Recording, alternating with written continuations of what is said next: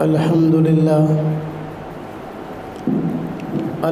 لله نحمده ونستعينه ونستغفره ونؤمن به ونتوكل عليه ونعوذ بالله من شرور أنفسنا ومن سيئات أعمالنا من يهده الله فلا مضل له ومن يضلله فلا هادي له ونشهد أن لا إله إلا الله وحده لا شريك له ونشهد أن سيدنا وسندنا ونبينا ومولانا محمدا عبده ورسوله أما بعد فأعوذ بالله من الشيطان الرجيم بسم الله الرحمن الرحيم إنما يخشى الله من عباده العلماء قال النبي صلى الله عليه وسلم خيركم من تعلم القرآن وعلمه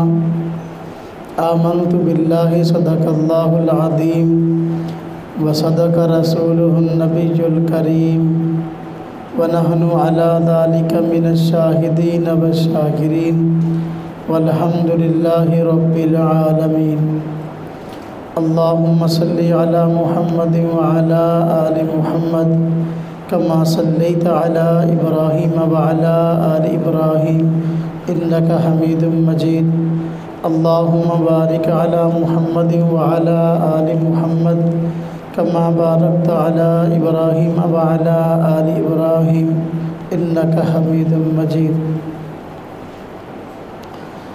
اللہ تبارک و تعالیٰ نے اس کائنات میں اپنے بعد سب سے اعلیٰ مقام انبیاء علیہم السلام کو عطا فرمایا ہے، اور انبیاء علیہم السلام کے بعد معاشرے میں بڑا کردار علماء کرام کا ہے۔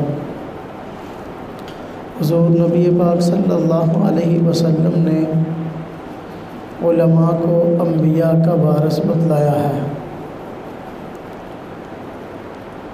اس لیے آج ہمارے معاشرے میں جتنی ضرورت علماء کی ہے اتنی ضرورت کسی اور کی نہیں ہے۔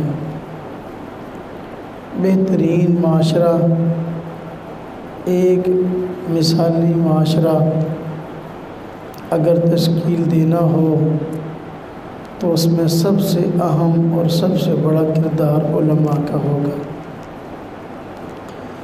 اس لیے علماء کرام اس معاشرے کی سب سے بڑی ضرورت ہے۔ میں کہا کرتا ہوں کہ دین ہمارا مقصد ہے، اور علم دین بھی مقاصد میں سے ہوا، اور جو دنیا کا علم ہے یہ ہماری ضرورت ہے۔ جس چیز کی جتنی زیادہ بندے کو ضرورت ہوتی ہے اللہ تبارک و تعالیٰ اس کو حاصل کرنا اتنا ہی آسان فرما دیتے ہیں۔ تو علم دین کی ضرورت سب سے زیادہ ہے، اور علم دین حاصل کر کے دین پر عمل کرنا ہمارا مقصد ہے۔ اس لیے اللہ تبارک و تعالیٰ نے اس کو حاصل کرنا بڑا آسان فرما دیا ہے، اور اس کے لیے کوئی زیادہ مشقت کرنے کی ضرورت نہیں پڑتی۔ اللہ تبارک و تعالیٰ نے جو دنیاوی ضرورتیں ہیں ان کو ضرورت کے درجے میں پیدا فرمایا ہے، اس لیے بس اوقات ان کو حاصل کرنا مشکل بھی ہوتا ہے۔ جو دنیا کی تعلیم ہے اب ہر بندہ اس کو حاصل نہیں کر سکتا، اس لیے کہ اسکول اور کالج کی بہت بڑی بڑی فیسیں ہیں اور بڑے بڑے خرچے ہیں۔ زیادہ فیسیں اور زیادہ خرچے ہر بندہ برداشت نہیں کر سکتا، اس لیے ہمارے معاشرے کے اندر ایک بہت بڑی تعداد ایسی ہوتی ہے جو دنیاوی علوم کو حاصل کیے بغیر ہی دنیا سے چلی جاتی ہے، کیونکہ ان کو حاصل کرنا دشوار ہے۔ علم دین یہ ہماری ضرورتوں میں سب سے بڑی ضرورت ہے، اور دین کے مطابق زندگی گزارنا ہمارا مقصد ہے، اور یہ ضرورتوں میں سے سب سے بڑی ضرورت ہے۔ اس لیے اللہ تبارک و تعالیٰ نے اس کو حاصل کرنا آسان فرما دیا ہے۔ علم دین کے حاصل کرنے پر اخراجات نہیں ہوتے۔ مدرسے میں کوئی بندہ داخل ہوتا ہے، کوئی بچہ آتا ہے، خواہ علاقے کا ہو یا باہر کا ہو، تو اس کو کوئی عام طور پہ داخلہ فیس دینی نہیں پڑتی، جبکہ اسکولوں کے اندر داخلہ فیس بڑی مقدار میں موجود ہوتی ہے۔ جب بچہ مدرسے میں آتا ہے تو اس کو کوئی ماہانہ فیس دینی نہیں پڑتی، لیکن اسکول کے اندر ماہانہ فیسیں موجود ہوتی ہیں۔ جو بچہ مدرسے میں آتا ہے عام طور پر کتابیں مدرسے کی طرف سے مل جاتی ہیں اور اس کی کوئی فیس نہیں، کوئی پیسے نہیں ہوتے، لیکن جو بچہ اسکول میں آتا ہے اس کو اپنی کتابوں کی بھاری رقم ادا کرنی پڑتی ہے۔ جو بچہ مدرسے میں آتا ہے مدرسے کی طرف سے اس کو رہائش فری ملتی ہے، جبکہ اسکولوں کالج میں جو بچے پڑھتے ہیں اگر دوسری علاقہ میں پڑھنے کے لیے جائیں تو کالج اور یونیورسٹی کے پاس ان لوگوں کو ہاسٹل کرائے پہ لینا پڑتا ہے، اور وہاں پر اچھے خاصے اخراجات ہو جاتے ہیں، لیکن مدرسے میں اس کی کوئی فیس نہیں ہے اور رہائش مفت فراہم ہوتی ہے۔ جو بچہ مدرسے میں آتا ہے مدرسے کی طرف سے اس کو کھانا پینا یہ فری ہوتا ہے، اس کی کوئی فیس نہیں ہوتی، لیکن جو اسکول میں آتا ہے کالج میں آتا ہے وہ اپنے گھر سے کھانا کھا کے آتا ہے، اگر دور کا ہو جس طرح ہاسٹل کا کرایہ دینا پڑتا ہے اس کو کھانا بھی بازار سے قیمتاً کھانا پڑتا ہے۔ تو اللہ تبارک و تعالیٰ کی ذات نے دینی تعلیم کو حاصل کرنا بڑا آسان فرما دیا ہے۔ جب بچہ مدرسے میں آتا ہے اگر بیمار ہو جائے تو مدرسے کی طرف سے دوائی کی علاج کی سہولت ہوتی ہے اور اس کی کوئی رقم کوئی فیس نہیں لی جاتی، لیکن جو بچہ اسکول اور کالج میں آتا ہے تو اس کے لیے ایسی کوئی سہولت نہیں ہوتی، بلکہ اپنی جیب سے علاج اور معالجے کے پیسے دینے پڑتے ہیں۔ تو آپ دیکھیں کہ اللہ تبارک و تعالیٰ کی طرف سے دینی تعلیم کو حاصل کرنا کتنا آسان بنا دیا گیا۔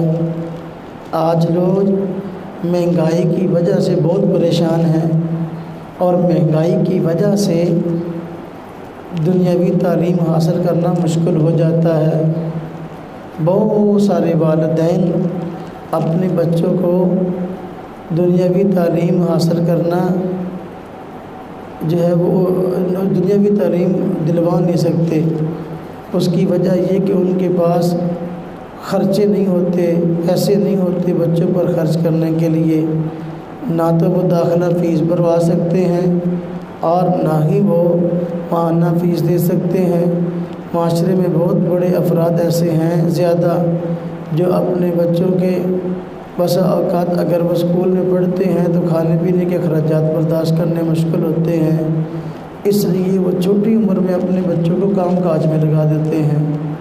اللہ کا شکر ہے کہ دین کا حاصل کرنا، علم دین کا حاصل کرنا اللہ پاک نے بڑا آسان بنا دیا کہ جو لوگ اپنے بچوں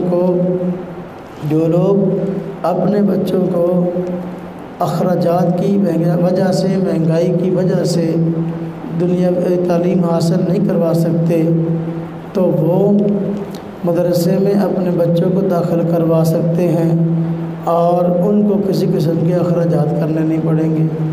مدارس کا وجود گویا ایسے افراد کے لیے بہت بڑی نعمت ہے، اور دین ضرورت غریب کی بھی ہے اور دین ضرورت امیر کی بھی ہے۔ یہ مزدور کی بھی ضرورت ہے، سرمایہ دار کی بھی ضرورت ہے۔ دین حاصل کرنا، علم دین کو حاصل کرنا، یہ محض کمزور لوگوں کا کام نہیں ہے کہ جو لوگ معاشرے میں کمزور ہیں تو اب وہ لوگ جو ہے عالم دین بنے، ایسی بات نہیں، بلکہ عالم دین یہ کمزوروں میں بھی ہونے چاہیے، مالداروں میں بھی ہونے چاہیے۔ اللہ تبارک و تعالیٰ نے علم دین کو حاصل کرنا آسان فرما دیا، لہذا جو اسکول کی فیس دے سکتا ہے وہ بھی مدرسے میں داخل ہو سکتا ہے، جو اسکول کی فیس نہیں دے سکتا وہ بھی مدرسے میں داخل ہو سکتا ہے۔ مدرسہ سب کے لیے سہولیات کا فری انتظام کرتا ہے۔ تو چونکہ دین ہمارا مقصد ہے، اس لیے اللہ تعالیٰ نے دین کی تعلیم حاصل کرنا ہمارے لیے آسان فرما دیا ہے، اس کے لیے کوئی مشکلات نہیں ہیں۔ اور اللہ تعالیٰ نے دین حاصل کرنے والوں کی حوصلہ افزائی بھی فرما دی۔ قرآن پاک میں فرما دیا والذین اوتوا العلم درجات، جو لوگ علم والے ہیں اللہ کے ہاں ان کے بہت فضائل ہیں تو ان کو فضیلتیں بھی عطا کر دیں، تاکہ کوئی بندہ یہ نہ کہے کہ جو بچہ مدرسے میں پڑھنے آیا یہ معاشرے کا بیکار بندہ تھا اس لیے مدرسے میں داخل ہو گیا۔ اللہ تعالیٰ نے بتا دیا کہ بھئی جو لوگ مدرسے میں پڑھنے کے لیے آتے ہیں، قرآن اور سنت کو سیکھتے ہیں، تو یہ مدرسے میں آنے کے بعد ایک اعلیٰ مقام کے حامل ہو جاتے ہیں۔ اس لیے حضور نے بھی فرمایا خیرکم من تعلم القرآن وعلمہ، کہ جو بندہ قرآن کو سیکھتا ہے اور جو قرآن کو سکھاتا ہے یہ کائنات کے تمام لوگوں سے افضل ہے۔ تو حضور نبی پاک صلی اللہ علیہ وسلم نے یوں حوصلہ افزائی بھی فرما دی، اگر غریب بندہ، غریب کا بچہ قرآن سیکھتا ہے تو وہ بھی معاشرے میں سب سے افضل ہے، مالدار کا بچہ قرآن سیکھتا ہے اور سکھاتا ہے وہ بھی معاشرے میں سب سے افضل ہے۔ حضور نبی پاک صلی اللہ علیہ وسلم نے سب کی فضیلت کو بیان کر دیا۔ اب دیکھو غریب کا بچہ عالم بن جائے وہ بھی قابل عزت ہے، مالدار کا بچہ عالم بن جائے وہ بھی قابل عزت ہے، اور حضور نبی پاک صلی اللہ علیہ وسلم کا نائب ہے اور آپ صلی اللہ علیہ وسلم کا وارث ہے، کیونکہ آپ صلی اللہ علیہ وسلم نے فرمایا کہ علماء انبیاء کے وارث ہیں۔ جب آپ نے یہ بات فرمائی علماء انبیاء کے وارث ہیں، اب بچہ غریب کا عالم بن جائے وہ بھی حضور کا وارث ہے، بچہ مالدار کا عالم بن جائے وہ بھی حضور کا وارث ہے، اور جو عالم بن گیا اللہ پاک نے اس کا مقام اونچا دے دیا۔ اسلام ویسے ہی ذات پات اور اونچ نیچ کے نظام کی وجہ سے عزتوں کا قائل نہیں ہے، بلکہ اللہ تعالیٰ نے قرآن کریم کے اندر فرما دیا ہے ان اکرمکم عند اللہ اتقاکم، کہ جو تم میں سے سب سے زیادہ متقی اور پرہیزگار ہے تو وہ اللہ کے ہاں سب سے زیادہ قابل عزت قابل احترام ہے۔ تو جو بندہ تقوی کا مالک ہے، جو بندہ پرہیزگاری کا مالک ہے، وہ بندہ اللہ پاک کے ہاں نہایت معزز اور محترم ہے۔ جبکہ ہمارے معاشرے کے اندر یہ سلسلہ ہے کہ لوگ دیکھتے ہیں ذات کون سی ہے، قوم کون سی ہے، قبیلہ کون سا ہے، ذات، قوم اور قبیلے کی وجہ سے عزتوں کے بڑھنے اور نہ بڑھنے کی اور کم ہونے کی بات کرتے ہیں۔ اسلام نے اس چیز کو بھی ختم کر دیا، عام بندے کے حق میں ختم کر دیا کہ کوئی نسب کے اعتبار سے اعلیٰ ہو، کردار کے اعتبار سے برا ہو، اللہ پاک کے ہاں اس کا کوئی مقام اور مرتبہ نہیں ہے، لیکن اگر وہ نسب کے اعتبار سے اعلیٰ نہیں ہے، مقام اور مرتبہ کے اعتبار سے اعلیٰ ہو سکتا ہے اگر وہ تقوی اور پرہیزگاری کا مالک ہے۔ اس لیے غلاموں کے بارے میں معاشرے کے اندر جو رویہ تھا وہ بڑا عجیب تھا کہ جو لوگ جنگ میں پکڑے جاتے، غلام بن جاتے۔ دنیا میں یہ قانون جاری تھا، اسلام نے بھی اس کو باقی رکھا، لیکن اسلام نے اس کو باقی ضرور رکھا، لیکن غلاموں میں جو لوگ نیک ہوتے، جو لوگ پرہیزگار بن جاتے، مسلمان ہو جاتے، اسلام کے اندر ان کو اعلیٰ مقام اور مرتبہ نصیب ہوتا۔ حضرت بلال رضی اللہ تعالی عنہ اسی وجہ سے کہ غلام ہیں لیکن متقی اور پرہیزگار ہیں، اللہ تبارک و تعالیٰ نے ان کو مقام اور مرتبہ یہ عطا فرمایا کہ جب تک اسلام میں نہیں آئے تھے تو بلال تھے، جب اسلام میں آئے تو سیدنا بلال کہلائے۔ سیدنا بلال کا معنی ہمارے سردار بلال، ہمارے آقا بلال۔ حالانکہ حضرت بلال تو غلام تھے، لیکن اسلام نے غلامی کو نہیں دیکھا، اسلام نے تقوی پرہیزگاری کو دیکھا۔ اسی وجہ سے عالم دین معاشرے کی سب سے بڑی ضرورت بھی ہے، اور عالم دین معاشرے میں سب سے اعلیٰ مقام کا حامل بھی ہے، خواہ وہ کسی برادری سے تعلق رکھتا ہو۔ اگر وہ رائی برادری سے ہے تو تب بھی اعلیٰ ہے، انصاری سے ہے تو تب بھی اعلیٰ ہے، رانا برادری سے تب بھی اعلیٰ ہے، اگر جٹ برادری سے تب بھی اعلیٰ ہے۔ اسلام برادری نہیں دیکھتا، اسلام تقوی پرہیزگاری دیکھتا ہے اور بندے کے علم کو دیکھتا ہے۔ عالم دین اگر علم دین کا وارث ٹھہرا اور وہ عالم بنا تو اللہ تبارک و تعالیٰ نے معاشرے میں اس کو عزت اور مقام عطا فرما دیا ہے۔ جو علماء کا مقام ہے وہ کسی اور کا نہیں ہے، علم دین کی وجہ سے عالم دین معاشرے میں سب سے اعلیٰ مقام کا مالک ہوتا ہے۔ اسی لیے معاشرے کے اندر اگر کسی فرد کی، کسی طبقے کی سب سے زیادہ ضرورت ہے تو وہ علماء کی ہے، چونکہ عالم دین پورے کے پورے دین کو سیکھ لیتا ہے اور پورے کے پورے دین کو سمجھ لیتا ہے اور اس کو اپنی زندگی کا شعار بنا لیتا ہے۔ اسی وجہ سے معاشرے کی سب سے بڑی ضرورت ہے کہ اگر اس کو خود علم دین کے، اس کے پاس خود علم دین موجود ہے، اس کے پاس دین کا علم موجود ہے تو معاشرے کو بتانے والا بن جائے۔ اگر وہ خود اپنے علم پر عمل کر رہا ہے دوسروں کو عمل کروانے والا بن جائے۔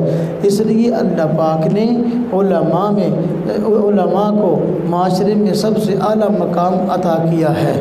بہترین معاشرہ، مثالی معاشرہ، اس کی تشکیل میں علماء کرام کا بہت بڑا کردار ہے۔ علماء کرام کا کردار بہترین معاشرے میں کس طرح ہے اور اعلیٰ کردار کس طرح ہے، اگر ہم اس کی جزیات پہ غور کریں تو ہم اس کی تہہ تک پہنچ سکتے ہیں۔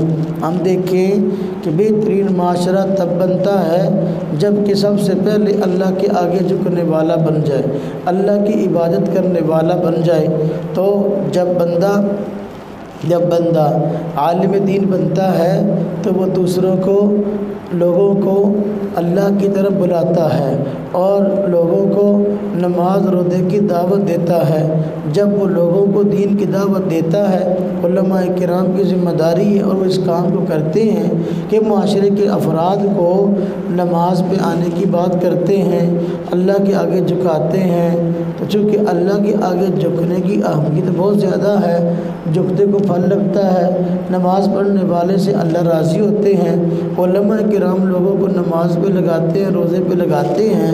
اس لیے معاشرے میں اور بہترین معاشرے کی تشکیل میں علماء کرام کا بہت بڑا کردار اور بہت بڑی فضیلت ہے۔ میں نے عرض کیا کہ دین ہمارا مقصد ہے اور ضرورتوں میں سب سے بڑی ضرورت علم دین کو حاصل کرنا ہے۔ چونکہ عالم دین کے پاس علم ہوتا ہے اس لیے وہ دوسروں کو علم سکھاتا ہے، چونکہ ہر مسلمان کے لیے دین کے مسائل کو سیکھنا، اتنے مسائل کو سیکھنا ضروری ہے جس سے وہ 24 گھنٹے کی زندگی اسلام کے مطابق گزار سکیں۔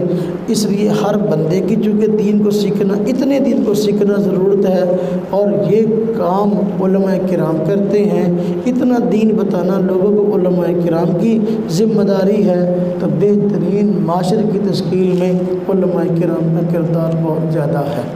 اگر معاشرہ بہترین بن سکتا ہے دین کو سیکھ کر بن سکتا ہے، اگر معاشرہ بہترین بن سکتا ہے تو دین پر عمل کروا کے بن سکتا ہے۔ تو دین کو سکھانا یہ بھی علماء کرام کا کام ہے، اور دین کو سمجھانا علماء کرام کا کام ہے، اور دین پر عمل کروانا یہ علماء کرام کا کام ہے۔ تو علماء عوام کو دین سکھاتے ہیں، عوام کو عمل پہ لاتے ہیں، اس لیے معاشرہ اس وجہ سے بہترین معاشرہ بنتا ہے، اور کام علماء کرتے ہیں معاشرے کی تشکیل میں، اس لیے ان کا بہت بڑا کردار ہے۔ اب دیکھیں حضور نبی پاک صلی اللہ علیہ وسلم نے، جس طرح میں نے عرض کیا کہ علماء کرام نماز کی طرف لوگوں کو بلاتے اور نمازی بناتے ہیں، نماز کے مسائل بتاتے ہیں۔ حضور نبی پاک صلی اللہ علیہ وسلم نے ارشاد فرمایا کہ اسلام اور کفر کے درمیان فرق کرنے والی چیز نماز ہے، تو علماء کرام اس نماز کی طرف لگاتے بھی ہیں، نماز کے مسائل سمجھاتے بھی ہیں۔ تو لہذا معاشرے کو کفر سے بچانے کے لیے علماء کرام نے اتنا بڑا کردار ادا کیا کہ لوگوں کو ایمان پر آنے کی دعوت بھی دی، اور پھر ایمانیات کے تقاضے پر عمل کرنے کی بات بھی کی۔ اللہ تعالیٰ نے مسلمانوں پر یہ حکم لاگو کیا ہے کہ اپنی عبادات کو بہتر کرنے کے ساتھ ساتھ اپنے اخلاق کو بہتر کریں، اپنے اخلاق کو بہتر کریں۔ اللہ پاک نے اس چیز کا حکم دیا، اور حضور نبی پاک صلی اللہ علیہ وسلم اعلیٰ اخلاق کی اعلیٰ مثال تھے۔ اس لیے اللہ پاک نے قرآن کریم میں حضور نبی پاک صلی اللہ علیہ وسلم کے متعلق فرمایا وَإِنَّكَ لَعَلَىٰ خُلُقٍ عَظِيمٍ، آپ اعلیٰ اخلاق کے بلند مرتبے پر ہیں۔ تو علماء انبیاء کے وارث ہیں، اور عام طور پر عوام سے زیادہ اعلیٰ اخلاق کے مالک ہوتے ہیں، اور اعلیٰ اخلاق کو اختیار کرنا یہ معاشرے کی ضرورت ہے۔ جب بندہ اعلیٰ اخلاق کا مالک ہوگا وہ دوسروں کو اچھے اخلاق کی دعوت دے گا۔ علماء کرام اعلیٰ اخلاق کے مالک ہوتے ہیں، معاشرے کو اعلیٰ اخلاق کی دعوت دیتے ہیں کہ بھئی دیکھو جھوٹ نہیں بولنا، دیکھو خیانت نہیں کرنی، دھوکہ نہیں دینا، سچ بولنا ہے، اچھے معاملات لوگوں کے ساتھ رکھنے ہیں۔ تو اعلیٰ اخلاق کا جو ہے وہ قائم کرنا اور اعلیٰ اخلاق کو اختیار کرنا یہ معاشرے کی بہت بڑی ضرورت ہے، اور بہترین معاشرے کی بڑی ضرورت ہے۔ اس وقت تک کوئی معاشرہ بہترین نہیں بن سکتا جب تک اعلیٰ اخلاق کا قائل نہ ہو، اعلیٰ اخلاق کا حامل نہ ہو۔ اس لیے علماء کرام اس اعلیٰ اخلاق کی دعوت دیتے ہیں اور لوگوں کو اعلیٰ اخلاق پہ لاتے ہیں، تو بہترین معاشرے کی تشکیل میں علماء کرام کا بہت بڑا کردار ہے۔ اللہ تبارک و تعالیٰ نے قرآن کریم کے اندر کئی جگہ حلال اور حرام کے متعلق واضح ارشاد فرمائے ہیں۔ اللہ پاک نے حلال کو اختیار کرنے کا حکم دیا، حرام سے بچنے کی تلقین کی ہے۔ تو حلال کاموں کو کرنا ہے، حرام کاموں سے بچنا ہے۔ اب معاشرہ اس وقت تک حلال کاموں کو کر نہیں سکتا جب تک پتہ نہ ہو کہ حلال ہیں کون سے کام، حرام کاموں سے بچ نہیں سکتا جب تک پتہ نہ ہو حرام کام ہے کون سے، اور حلال کیا ہے حرام کیا ہے یہ بتاتے ہیں علماء کرام۔ اس لیے بہترین معاشرے کی تشکیل میں علماء کرام کا بہت بڑا کردار ہے۔ دیکھیں حلال اور حرام، حضور نبی پاک صلی اللہ علیہ وسلم نے حلال اختیار کرنے کی ترغیب دی اور حرام سے بچنے کی آپ نے تلقین کی، اور حرام کھانے کے نقصانات بھی بیان کیے۔ جس طرح کہ حرام کھانے والے کے بارے میں آتا ہے کہ حرام خور کی عبادات قبول نہیں ہوتی، ہاں جی، اور حرام خور کے بارے میں فرمایا جس کا پیٹ جو ہے میں حلال لقمہ جاتا ہو اس سے کسی خیر کی توقع نہیں کی جا سکتی۔ تو حلال اور حرام بتاتے ہیں علماء کرام۔ اس وقت تک کوئی معاشرہ بہترین معاشرہ نہیں بن سکتا جب تک علماء کرام کو اپنا مربی اور محسن تسلیم نہ کر لیں۔ بہترین معاشرے کی تشکیل میں علماء کرام کا بہت بڑا کردار ہے۔ آپ دیکھیں آج ہمارے معاشرے میں جو بگاڑ آیا وہ اس وجہ سے آیا کہ علماء کرام سے اعتماد کو اٹھا دیا گیا اور لوگ حلال و حرام میں علماء کرام سے رہنمائی نہیں لیتے اور خود اپنی چاہت اور مرضی کے مطابق جو ہے وہ اپنے معاملات کو نپٹاتے ہیں۔ حرام خوری عام ہو گئی ہے، حلال کو اختیار نہیں کی جاتا، معاشرے کے اندر بگاڑ آ گیا۔ اگر آج لوگ اس چیز کو چھوڑ کر علماء کرام پر اپنے اعتماد کو بحال کر لیں اور علماء کرام کو عزت دیں، معاشرے کے اندر ان کو اپنا بڑا تسلیم کریں، تو اس معاشرے کے اندر یہ جو حرام خوری کا بگاڑ ہے یہ جا سکتا ہے۔ ایک لقمہ حرام بھی بندے کو اللہ تعالیٰ سے بہت دور لے جاتا ہے۔ سیدنا ابوبکر صدیق رضی اللہ تعالیٰ عنہ کے متعلق آتا ہے کہ ایک مرتبہ ان کے غلام نے کہیں سے کھانے کی کچھ چیزیں حاصل کی اور وہ لے آیا اور آپ کے سامنے پیش کر دی، اور حضرت ابوبکر صدیق رضی اللہ عنہ کو کئی دن کا فاقہ تھا، تو جو ہے وہ جب کھانا اس نے لا کے پیش کیا تو ابوبکر صدیق رضی اللہ عنہ نے کھانا لیا اور لقمہ اپنے منہ میں ڈال لیا۔ غلام نے بعد میں کہا کہ حضرت اکثر آپ پوچھا کرتے ہیں کوئی چیز لاؤں تو کہاں سے لائی اور کہاں سے حاصل کی، آج آپ نے پوچھا نہیں، آپ فوراً پریشان ہو گئے، لگتا ہے بھی کوئی جو ہے وہ بڑا معاملہ ہے۔ پوچھ لیا کہاں سے لائے تو اس نے بتایا کہ میں فلاں جگہ گیا، وہاں کچھ جادو اور کہاں تو پتہ نہیں کیا کیا اس نے معاملات کیے، لوگوں نے بدلے میں کھانے کو چیزیں دیں تو لے آیا۔ ابوبکر صدیق رضی اللہ عنہ بڑے پریشان ہوئے اور ناراض بھی ہوئے، اور پھر فرمایا کہ دیکھو تو مجھے ہلاک ہی کر دیتا اگر تو مجھے نہ بتاتا تو۔ حضرت ابوبکر صدیق رضی اللہ عنہ نے اپنے منہ کے اندر انگلی ڈالی، کیا کی، اور اس کو بڑی مشقت کے بعد جو ہے اس لقمے کو باہر نکالا، کیونکہ کئی دن اس کا فاقہ تھا، بھوک بڑی شدید لگی ہوئی تھی، تو انگلی محض ڈالنے سے کیا بھی نہیں ہو رہی، وہ لقمہ باہر نہیں آ رہا تھا۔ پانی پیا، پانی پینے کے بعد جو ہے نا پھر انگلی ڈال کے کیا کی، بڑی مشقت کے بعد وہ لقمہ باہر آئے۔ ایک لقمہ حرام کا بندہ کھا لے تو اس کی وجہ سے انسان کی زندگی میں برکات اٹھ جاتی ہیں، جب سارے کا سارا معاشرہ حرام کھانے لگے تو پھر برکات کے اٹھنے کو کیا سوال ہے، برکات کیسے باقی رہ سکتی ہے۔ حضرت حسن رضی اللہ تعالیٰ عنہ ایک مرتبہ حضور نبی پاک صلی اللہ علیہ وسلم کے پاس تشریف فرما تھے، صدقے کی کھجوریں آئیں اور حضرت حسن چھوٹے بچے تھے، اس لیے ایک کھجور اٹھائی اور منہ میں ڈال لی۔ جب منہ میں ڈالی تو حضور نبی پاک صلی اللہ علیہ وسلم نے دیکھ لیا، آپ بڑے پریشان ہوئے، فرمایا تمہیں پتہ نہیں کہ صدقہ ہم پہ حرام ہے، ہمارے لیے جائز نہیں، یعنی حضور نبی پاک صلی اللہ علیہ وسلم اور آپ کی آل بنی ہاشم کے لیے صدقہ حلال نہیں تھا، اس لیے فرمایا تمہیں پتہ نہیں کہ یہ ایک صدقہ ہمارے لیے حلال نہیں ہے، تم نے کیوں کھایا، چھوڑو باہر نکالو۔ اب حضرت حسن کو بھی فاقہ تھا اور بھوک لگی تھی کئی دن کی، اس لیے اب وہ باہر نہیں آ رہا تھا، تو حضور نبی پاک صلی اللہ علیہ وسلم نے خود انگلی مبارک ان کے منہ میں ڈال لی اور بمشقت کیا کروائی اور وہ کھجور باہر نکال لی۔ اب ایک کھجور کے کھانے سے اگر بندے کے معاملات اللہ سے خراب ہو جاتے ہیں تو جن لوگوں کا ہر وقت ہی کھانا پینا جو ہے وہ حرام ہو جائے، غذا حرامیات بن جائے، وہ معاشرہ ترقی کیسے کر سکتا ہے اور وہ معاشرہ ایک بہترین معاشرہ کیسے بن سکتا ہے۔ اس لیے میرے دوستوں، میرے بھائیوں، میرے عزیزوں، حرام اور حلال کا خیال کریں، حرام ہے اس کو اختیار کر لیں، جو حلال ہے اس کو اختیار کر لیں، حرام سے بچ جائیں۔ اگر حرام سے نہیں بچیں گے تو ہماری نسلیں تباہ ہو جائیں گی، ہمارا زندگی کے اندر سکون نام کی چیز نہیں رہے گی۔ آج جو سکون ختم ہوا یہ حرام خوری کی وجہ سے ہوا۔ حرام خوری کی اتنی صورتیں نکل آئی، یہ جوئے، یہ لاٹریاں، یہ لکی کمیٹیاں، یہ سود خوری، یہ سارے کے سارے معاملات جو ہیں وہ اللہ معاف فرمائے یہ حرام خوری کے ہیں۔ آج کل نیٹ پر بڑی عجیب صورتیں نکل آئیں کہ جی ویب سائٹیں بنی ہوئی ہیں، ہاں جی ایپیں بنی ہوئی ہیں، کمپنیاں شو ہو رہی ہیں، وہ کہتے ہیں جی اتنے پیسے جمع کرواؤ تو آپ کے اکاؤنٹ میں روزانہ اتنے ڈالر آتے رہیں گے، آگے آپ اتنے بندے ہمارے ساتھ ایڈ کرواؤ، آپ کے وہاں سے اتنے بندے جو ہے وہ ایڈ آگے ہوں گے تو اتنے جو ہے وہ اتنے ڈالر آپ کے اکاؤنٹ میں روزانہ آتے رہیں گے۔ اب لوگ بھاگ بھاگ کے جو ہے نا ایسی کمپنیوں کے اندر اپنے پیسے جمع کروا رہے ہیں، اور اس لالچ کے اندر کہ جو خود پیسے جمع کروائے ہیں اس کے ڈالر بھی آئیں گے، اور جو دوسرے بندے اس کمپنی میں پھنسائے ہیں تو اس کے بھی کمیشن اور پیسے آتے رہیں گے۔ بھاگ بھاگ کے اس حرام کام کے اندر جو ہے پھنس رہے ہیں، حالانکہ یہ سارا کام حرام اور سود ہے۔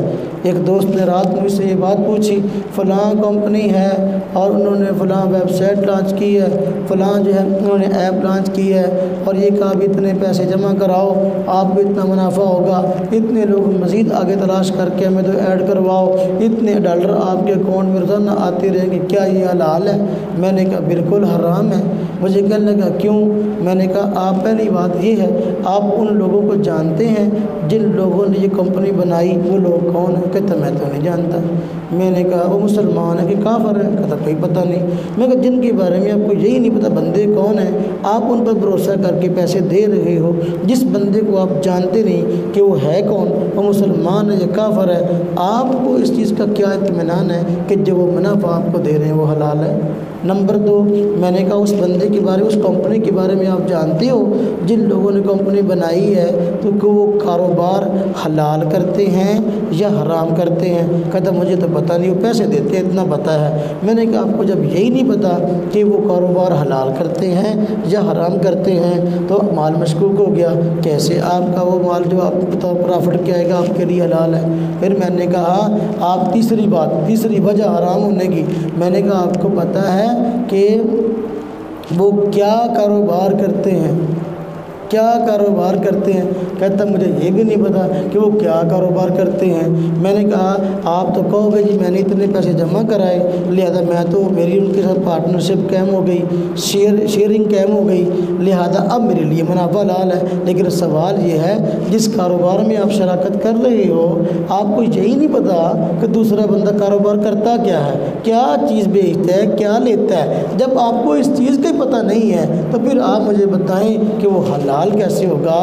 نہ آپ بندے کو جانتے ہیں، نہ آپ یہ جانتے کہ وہ حلال کرتا ہے کہ حرام کرتا ہے، نہ آپ یہ جانتے وہ کاروبار کرتا کیا ہے۔ میں نے کہا چوتھی وجہ، یہ 3 وجہ حرام ہونے کی ہو گئی، میں نے کہا چوتھی وجہ وہ حرام اس وجہ سے بھی ہے کہ دیکھو اس نے آپ کے متعلق یہ کہا آپ اتنے پیسے دیں اور آپ کو اتنے پیسے ملتے رہیں گے، لیکن نفع تو اس نے شو کر دیا، کیا نقصان شو کیا؟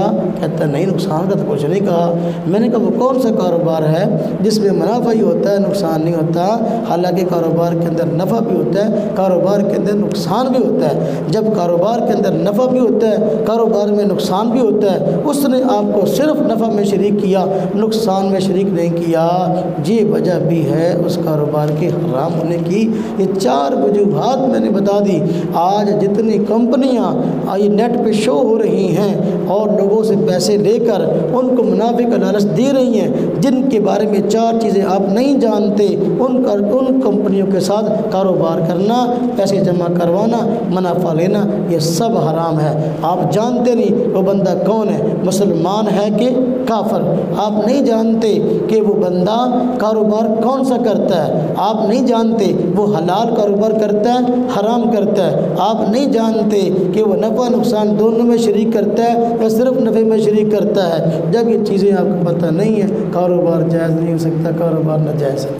تو بہترین معاشرے کی تشکیل کے اندر علماء کرام کا کردار یہ ہے کہ وہ لوگوں کو حرام سے بچاتے ہیں، حلال کی طرف دعوت دیتے ہیں۔ اللہ تبارک و تعالیٰ نے قرآن کریم کے اندر حرام کے کھانے سے منع کیا، حلال کام کرنے کا حکم دیا۔ حلال رزق کمانا یہ عبادت ہے۔ حضور نبی پاک صلی اللہ علیہ وسلم کا ارشاد ہے التاجر الصدوق الامین مع النبیین والصدیقین والشہداء شہداء والصالحین، اور میں سچا امانت دار تاجر کل قیامت کے دن نبیوں، صدیقوں، شہیدوں، نیک لوگوں کے ساتھ ہوگا۔ اللہ پاک اس کا عشر ان کے ساتھ کریں گے۔ جب حلال کاروبار کی اتنی بڑی فضیلت ہے تو حرام کی وعید کتنی بڑی ہوگی۔ حرام اختیار کرنا یہ اپنی شخصیت کو تباہ کرنا ہے، حلال اختیار کرنا یہ شریعت کا تقاضا ہے، حلال کاروبار کرنا یہ رزق میں برکت کا باعث ہے۔ میں کہا کرتا ہوں کہ جب بندہ حرام و حلال کی تمیز کرتا ہے اور حلال کھاتا ہے، حرام سے بچتا ہے، اللہ تبارک و تعالیٰ اس کے مال میں برکت عطا فرما دیتے ہیں۔ حرام کھاتا ہے، حرام کاروبار ہے، اللہ پاک اس کی وجہ سے اس کے مال کے اندر بے برکتی پیدا فرما دیتے ہیں۔ برکت کا معنی ہوتا ہے چیز تھوڑی ہو اور اس سے ضرورتیں زیادہ پوری ہو جائیں۔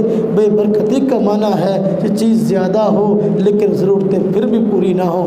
آج جو ہمارے معاشرے کا سب سے بڑا مسئلہ ہے وہ یہ ہے کہ ضرورتیں پوری نہیں ہوتی، حالانکہ کمائیاں کم نہیں ہیں، تنخواہیں کم نہیں ہیں۔ پہلے ایک باپ تھا اور 10-8 بچے تھے، ایک باپ تمام بچوں کا پیٹ پالتا، اس طرح کا رونا نہیں تھا، مرگے۔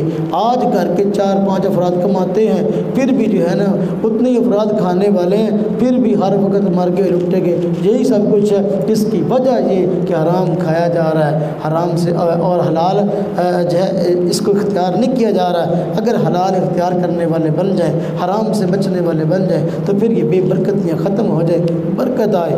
جس دوست نے مجھ سے رات یہ مسئلہ پوچھا، ماشاءاللہ وہ بیرون ملک ہوتے ہیں، ان کا بڑا کام ہے، میں نے انہیں کہا کہ دیکھو آپ کا اپنا کام ہے، آپ یہاں آئے ہیں، ماشاءاللہ عام افراد سے کہیں زیادہ کما لیتے ہیں، تو لہذا آپ اسی کام کو اختیار کیے رکھیں، اور اگر کاروبار کرنا بھی ہے آپ خود کاروبار بھی کر لیں۔ اس طرح کے لوگ جو انجانے، جن کے متعلق آپ جانتے ہی نہیں کہ وہ کون لوگ ہیں، وہ حرام کرتے ہیں، وہ حلال کرتے ہیں، ان کے ساتھ پیسوں کی شراکت کر کے خام خواہ کا اپنا جو ہے وہ پیسہ برباد نہ کریں۔ اور ایسی بہت ساری کمپنیاں موجود ہیں جو نیٹ پر شو ہوئیں، انہوں نے اپنی ویب سائٹیں لانچ کی، انہوں نے اپنی ایپیں لانچ کی اور لوگوں سے پیسہ ہتھیایا، اربوں روپے ہتھیا کے بعد میں وہ کمپنیاں باقی، جب ہم اس بندے کو جانتے نہیں کون ہے، وہ جب چاہے اپنی ویب سائٹ کو بند کر دے، وہ جب چاہے اپنے کام کو بلاک کر دے، آپ کس پر کیس کریں گے کہ جی میرے اتنے پیسے لے کر وہ بھاگ گیا؟ وہ کچھ پیسوں کے لالچ میں ہاں جی آپ شروع ہو جاتے ہیں کہ بھی ہاں بھائی چلو پاکستان میں تو کاروبار ہے نہیں، میرے پاس زیادہ انکم تو ہے نہیں، چلو یہ اتنے پیسے پڑے ہیں یہ ان کو دے دیتے ہیں۔ اس بندے کو آپ جانتے نہیں ہیں، آپ مجھے بتائیں جب اس کو جانتے نہیں، اس کے سپرد آپ نے جو آپ کے پاس جمع پونجی آپ نے کر دی تو وہ لے کر بھاگ جائے گا، دنیا کی کس عدالت کے اندر آپ جا کر اس پر کیس کریں گے؟ کچھ وقت تک وہ منافع دیتے ہیں، زیادہ دیتے ہیں، وہ منافع نہیں ہوتے، وہ آپ کے پیسوں میں سے کچھ پیسے ہوتے ہیں جو دے رہے ہوتے ہیں۔ آپ نے ₹1,00,000 دے دیا، اس نے چند دنوں کے اندر آپ کو 20-25 ہزار روپے منافع دے دیا، منافع نہیں ہے، وہ 75,000 باقی کھا گیا اور کمپنی بند کر لو، کیا کرنا ہے۔ اس لیے میرے بھائی، میرے دوستوں، میرے عزیزوں، حرام اور حلال کو اختیار کریں، حلال کو اختیار کریں، حرام سے بچیں، حلال اور حرام کی پرواہ کریں۔ اگر حرام اور حلال کی پرواہ نہیں کریں گے، معاشرے کے اندر کبھی جو ہے نا وہ بہتری نہیں آ سکتی۔ علماء کرام کا ایک بہترین کردار ہے بہترین معاشرے کے اندر، کیوں؟ اس لیے کہ وہ لوگوں کو حرام اور حلال کی تمیز بتاتے ہیں، حلال کو اختیار کرنے کی بات کرتے ہیں، حرام سے بچنے کی بات کرتے ہیں۔ بہترین معاشرے کی تشکیل کے اندر علماء کرام کا اس وجہ سے بھی ایک بہت بڑا کردار ہے کہ آج ہمارے گھروں کے اندر جو لڑائیاں ہیں نا آپس کے حقوق کی، آپس کے معاملات کی، علماء کرام ان معاملات کو درست کرنے کی ترغیب دیتے ہیں، اس کے متعلق صحیح رہنمائی کرتے ہیں۔ آج گھروں کے اندر جھگڑا ہے باپ اور بیٹے کا، جھگڑا ہے ماں اور بیٹی کا، جھگڑا ہے بھائی اور بھائی کا، جھگڑا ہے بہن اور بہن کا، جھگڑا ہے ساس اور بہو کا، جھگڑا ہے نند اور جو ہے وہ بابی کا۔ اب یہ جو جھگڑے ہیں، ان جھگڑوں میں ان معاملات کے اندر بہترین رہنمائی کیا ہے اور بہترین کام کیا ہے؟ گھریلو زندگی بہترین زندگی کیسے بن سکتی ہے؟ ایک گھرانہ ایک بہترین مثالی گھرانہ کیسے بن سکتا ہے، اس کی طرف رہنمائی علماء کرام کرتے ہیں۔ جب ان سے رہنمائی لے لیں گے تو گھرانہ بہترین گھرانہ قرار پائے گا، اور دنیا کے اندر ہی بندوں کو جو ہے نا وہ ایک بہترین گھرانہ نصیب ہوگا اور جنت کی مثال قائم ہو جائے گی۔ لیکن یہ ہم رہنمائی لیں ضرور۔ قرآن کریم کے اندر والدین کے حقوق کو بیان کیا گیا، کتنی صاف واضح الفاظ میں اللہ پاک نے بات ارشاد فرمائی ہے کہ دیکھو وَوَصَّيْنَا الْإِنسَانَ بِوَالِدَيْهِ إِحْسَانًا، اللہ فرماتے ہیں کہ ہم نے والدین کے ساتھ بہترین حسن سلوک کی وصیت کی۔ اللہ پاک قرآن کریم ایک جگہ فرماتے ہیں وَقَضَىٰ رَبُّكَ أَلَّا تَعْبُدُوا إِلَّا إِيَّاهُ وَبِالْوَالِدَيْنِ إِحْسَانًا، اللہ پاک فرماتے ہیں آپ کے رب نے اس چیز کا فیصلہ کیا کہ اللہ کے علاوہ کسی کی عبادت نہ ہو، والدین کے ساتھ حسن سلوک ہو۔ اب قرآن والدین کے حسن سلوک کی بات کرتا ہے، علماء کرام یہ بات معاشرے کو بتاتے ہیں۔ اگر کسی بندے کو اپنے والد کے احترام کا پتہ چل جائے، احترام کرنے والا بن جاتا ہے، باپ کی نافرمانی سے بچ جاتا ہے، معاشرہ بہترین مثالی بن جاتا ہے، اور یہ کتنی بڑی نعمت ہے۔ اسلام نے اولاد کے حقوق کی بات کی ہے، والد کی ذمہ داری بتائی کہ بھئی اپنی اولاد کی پرورش بہترین کرو، بہترین پرورش کی بات کی ہے۔ باپ کی ذمہ داری بھائی دیکھو بچہ پیدا ہو اس کا اچھا نام رکھو، اس کا اچھا نام رکھو، اس کو اچھی تعلیم دو، جی اچھا نام رکھنا، اچھی تعلیم دینا یہ والدین کی ذمہ داری ہے۔ اب اگر اور اس کے لیے اچھا ماحول فراہم کرو، یہ والدین کی ذمہ داری ہے، اور ان ذمہ داریوں کو بتاتے ہیں علماء کرام۔ اس لیے اگر کوئی بندہ علماء کرام سے رہنمائی لے کر اپنی اولاد کی صحیح طرح تربیت شروع کر دیتا ہے، وہ اولاد کل کو بندے کی آنکھوں کی ٹھنڈک بنتی ہے۔ جب والد بوڑھے ہو جاتے ہیں تو پھر وہ والدین کے لیے سہارا بنتے ہیں۔ تو بہترین معاشرے کی تشکیل میں علماء کرام کا بہت بڑا کردار ہے۔ حضور نبی پاک صلی اللہ علیہ وسلم نے اسی وجہ سے علماء کرام کی بہت شان اور بہت فضیلت بیان فرمائی ہے۔ اور علماء کرام دیکھیں بتاتے ہیں اب معاشرے کے اندر ہمارے یہاں بچیوں کا جو ہے نا وہ بڑا برا حال ہے۔ لوگ اللہ سے بیٹے مانگتے ہیں، بیٹیاں نہیں مانگتے، حالانکہ یہ بات غلط ہے۔ اللہ پاک خالق ہے، بیٹا دینے والی بھی ذات وہ ہے، بیٹی دینے والی بھی ذات وہ ہے۔ اللہ پاک نے فرمایا قرآن کریم میں یَهَبُ لِمَن یَشَاءُ إِنَاثًا وَيَهَبُ لِمَن یَشَاءُ الذُّکُورَ، اللہ پاک جس کو چاہے بیٹے دے، جس کو چاہے بیٹیاں دے۔ اب لوگ اللہ سے بیٹے مانگتے ہیں، بیٹیاں نہیں مانگتے۔ حضور نبی پاک صلی اللہ علیہ وسلم نے ایک صحابی کو فرمایا، جب اس نے پوچھا یا رسول اللہ صلی اللہ علیہ وسلم بتلائیں جب اللہ پاک کسی سے بہت زیادہ راضی ہوں تو اس کو کیا نعمت عطا فرماتے ہیں؟ آپ نے فرمایا اللہ پاک کسی سے بہت زیادہ راضی ہوں تو اللہ پاک اس کو بیٹی عطا فرماتے ہیں۔ اور اس صحابی نے پھر پوچھا یا اللہ یا رسول اللہ صلی اللہ علیہ وسلم اگر اللہ پاک اس سے بھی زیادہ راضی ہو جائے اس بندے سے تو پھر کیا نعمت دیتے ہیں؟ تو آپ نے پھر فرمایا اللہ پاک اس کو دوسری بیٹی دیتے ہیں۔ پھر اس نے صحابی نے پھر پوچھا یا رسول اللہ صلی اللہ علیہ وسلم اگر اللہ پاک اس سے بھی زیادہ راضی ہو جائے اس بندے سے پھر کیا نعمت دیتے ہیں؟ فرمایا اس کو تیسری بیٹی دیتے ہیں۔ تو ہم اللہ سے بیٹے ہی مانگتے ہیں۔ آپ نے یہ دیکھا سنا تجربہ ہر بندے کو کہ عام طور پر بیٹوں کی بنسبت بیٹیاں زیادہ فرما بردار ہوتی ہیں، بیٹیاں اپنے والدین سے زیادہ محبت کرنے والی ہوتی ہیں۔ اب یہ علماء کرام مسائل بتاتے ہیں، یہ تعلیم اسکول سے نہیں ملے گی، یہ کالج سے نہیں ملے گی، وہاں سے فنون ملیں گے، یہ چیزیں مدرسے سے ملیں گی، یہ چیزیں عالم دین بتائے گا۔ بہترین معاشرے کی تشکیل میں علماء کرام کا بہت بڑا کردار ہے۔ علماء کے پاس بیٹھے کہ سوچ بدلے گی، جب سوچ نہیں بدلے گی کام خراب ہوگا۔ اللہ پاک نے قرآن کریم میں جو مکہ کے مشرک تھے ان کا یہ حال بتایا وَإِذَا بُشِّرَ أَحَدٌ بِالْأُنثىٰ ظَلَّ وَجْهُهُ مُسْوَدًّا وَهُوَ كَظِيمٌ، ان کا یہ حال ہے کہ جب ان کو بیٹی کی جو ہے وہ خبر دی جاتی ہے کہ تمہارے بیٹی ہوئی تو منہ چہرہ ان کا جو ہے وہ سیاہ ہو جاتا ہے، ہاں جی، اور دوسرے سے چھپتا پھرتا ہے، ہاں جی۔ تو یہ کافروں کی سوچ ہے، مسلمان کی سوچ تو نہیں ہے۔ جب علماء کے پاس بیٹھیں گے تو یہ سوچ بدلے گی۔ ہمارے ہاں اس بندے کو بڑا قابل ترس سمجھتے ہیں، ہاں جی، جیسے تیاں ہائے بیچارہ تیاں یہ پوتے ہے ہی، یعنی انہوں بڑا عجیب نگاہ دیکھتے بھی دنیا کا بیچارہ رہ گیا گزریا بندہ ہے۔ حالانکہ حضور فرما رہے اللہ پاک جس سے بہت راضی اس کو بیٹی عطا کرتے، اور راضی ہوں دوسری بیٹی دیتے ہیں، اور راضی ہوں تیسری بیٹی، اور ایک اندر ہے یہ دیتی ہیں۔ بیٹی بھی نعمت ہے، بیٹا بھی نعمت ہے، بیٹے کی اہمیت کا انکار نہیں ہے، لیکن یہ کہ اپنی سوچ کو صحیح رکھیے۔ ایک مسلمان کی سوچ ہو خالق اللہ کی ذات ہے، ہاں جی خالق اللہ کی ذات ہے، وہ بیٹا دے دے تب بھی خوش ہیں، وہ بیٹیاں دے دے تب بھی خوش ہیں۔ ہمارے معاشرے مسلمانوں کے معاشرے میں اتنا بگاڑ آ چکا، اگر کسی خاتون ہے اس بیچاری کے یہاں پہلے بیٹی ہو گئی پھر بیٹی ہو گئی، اس کو طلاق دے دیتے ہیں، یہ یہی ہوتی ہیں، منڈے نہیں ہوتے طلاق دے۔ کتنی طلاقیں ہمارے معاشرے میں اس وجہ سے ہوگی کہ جی اس کے ہاں بیٹا نہیں ہوتا، بیٹیاں ہو رہی ہیں، حالانکہ بیٹا دینے والی ذات تو اللہ کی ہے، اور اللہ تبارک و تعالیٰ حضور فرماتے ہیں اس سے راضی ہے، اس لیے راضی ہو کر اس کو نعمت دے رہے ہیں بیٹے کی۔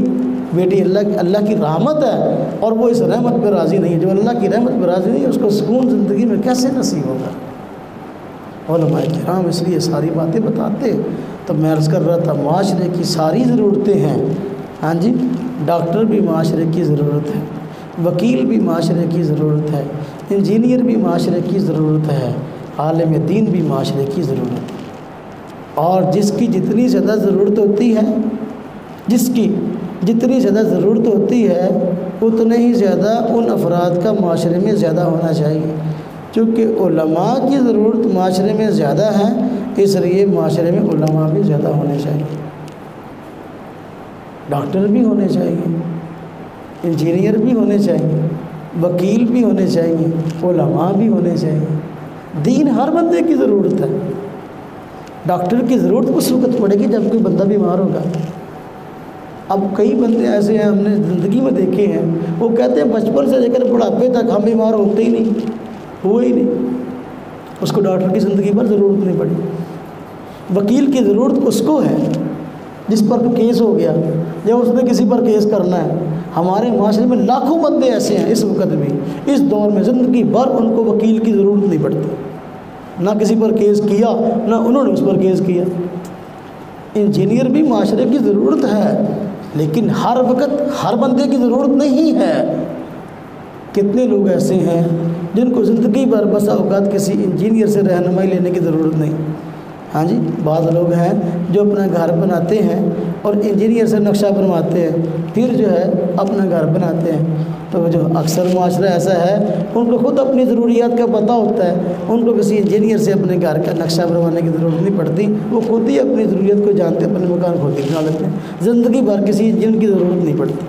لیکن کوئی مسلمان ایسا نہیں، اس دنیا کے اندر رہنے والا کوئی انسان ایسا نہیں جس کو عالم دین کی ضرورت نہ ہو، علم دین سے رہنمائی لینے کی ضرورت نہ ہو۔ دین ہم سب کا مقصد ہے، ہم اس دنیا کے اندر دین پر عمل کرنے کے لیے آئے ہیں، اور جب تک علماء کے پاس بیٹھیں گے نہیں، علماء کی سنیں گے نہیں، دین نہیں آئے گا۔ میرے بھائیوں بیکار اس وقت سے شروع ہوا ہمارے معاشرے کے اندر جب ہم نے دین عالم دین کی بجائے کسی اور سے لینا شروع کر دیا، بیکار وہاں سے شروع ہوا۔ آج لوگ کہتے ہیں ہاں جی مولویوں نے چھوٹو مسئلے نہ کو نہ پوچھو، فلانے ڈاکٹر نو سن لو وہ بھی دین دستا وا، فلانے انجینئر کو سن لو وہ بھی دین بتاتا ہے، فلانے جو ہے نا وہ اسکالر کو سن لو وہ بھی دین بتاتا ہے۔ میرے بھائیوں ان کی ذمہ داری نہیں ہے کہ وہ لوگوں کو دین بتائیں، نہ ان کی ڈیوٹی یہ اللہ پاک نے لگائی ہے، اور نہ ان کی جو ہے وہ بحثیت معاشرہ کی بہترین تشکیل میں ان کی ضرورت ہے۔ علماء کی ذمہ داری اللہ پاک نے لگائی لوگوں کو دین بتائیں، اور اسی وجہ سے جو ہے عوام کی ذمہ داری لگائی کہ علماء سے رہنمائی لے۔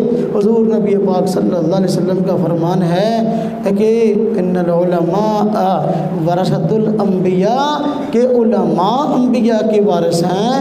تو بتا دیا جب نبی ہوتے ہیں تو لوگوں کی دینی رہنمائی نبی کرتے ہیں، جب چلے جائیں اب علماء ان کی وارث ہیں، وہ رہنمائی کریں گے۔